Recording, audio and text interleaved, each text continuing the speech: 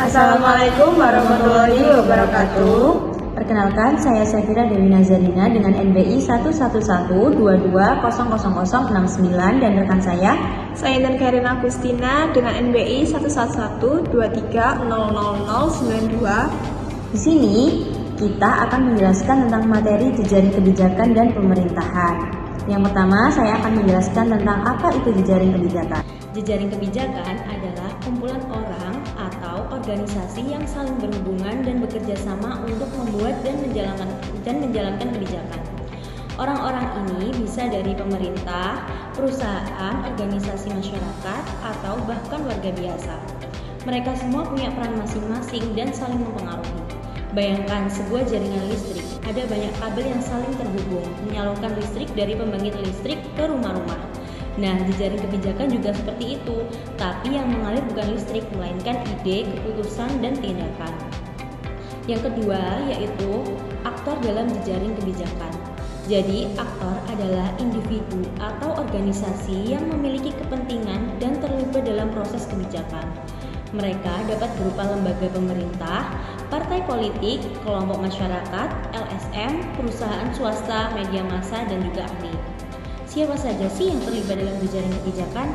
Yang pertama, ada pemerintah. Pemerintah memiliki peran sentral dalam merumuskan kebijakan, mengalokasikan sumber daya, dan melaksanakan kebijakan.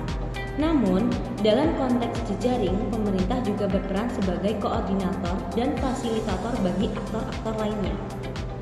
Yang kedua, ada masyarakat sipil. Masyarakat sipil berperan sebagai pengawas, advokasi, dan partisipasi dalam proses pembuatan kebijakan.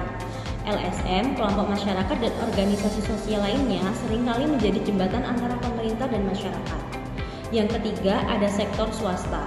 Sektor swasta memiliki peran penting dalam penyediaan barang dan jasa publik, serta sebagai sumber pendanaan.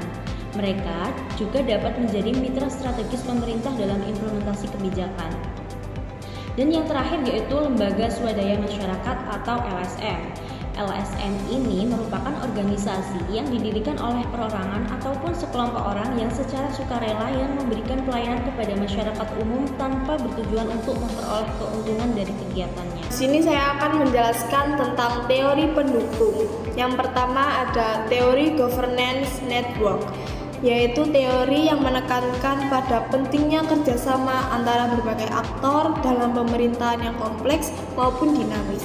Dan yang kedua ada teori interdependensi, yaitu teori yang menjelaskan bahwa aktor-aktor dalam jejaring saling bergantungan satu sama lain.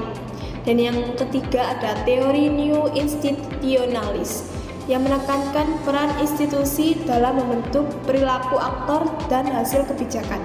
Dan yang keempat ada teori analisis kebijakan, yang menyediakan kerangka kerja untuk menganalisis proses pembuatan kebijakan termasuk peran jejaring.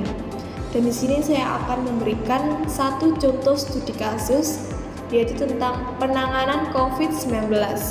COVID-19 ini menjadi bukti nyata pentingnya jejaring kebijakan dalam menghadapi krisis global ini. Berbagai negara membentuk jejaring yang melibatkan pemerintah, organisasi kesehatan dunia, lembaga penelitian, perusahaan farmasi, dan masyarakat.